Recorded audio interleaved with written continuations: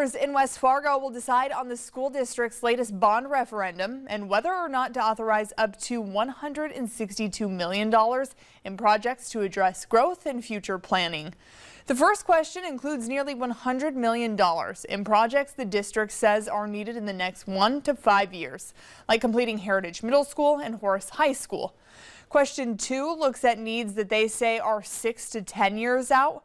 And question 3 is collaborating on a new ice rink. The questions, though, are all dependent on each other. Question 1 has to pass before we can get to question 2, and questions 1 and 2 would have to pass before we could get to question 3. Valley News Team's Sydney Zatz is at Freedom Elementary with what you need to know if you haven't stopped by the polls yet. Sydney.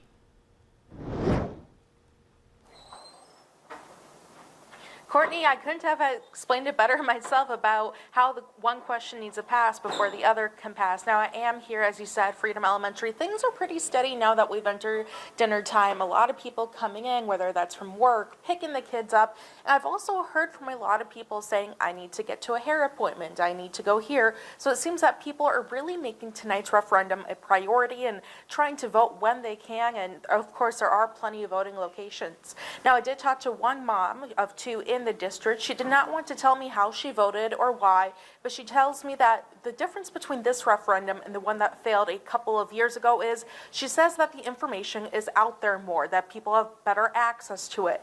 And it just seems that this time around, the district is better prepared. Now, as far as voting crowds, I did mention things are pretty steady here tonight at Freedom Elementary.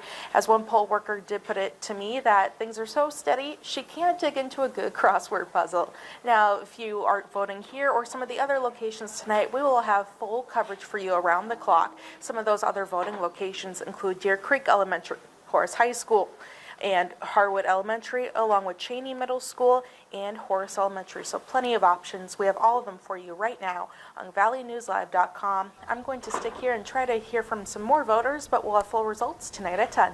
Courtney? All right, Sydney, thank you so much for that live report. And as Sydney mentioned, there is more information on that referendum, a list of polling locations, and eventually tonight's results on the free VNL News app.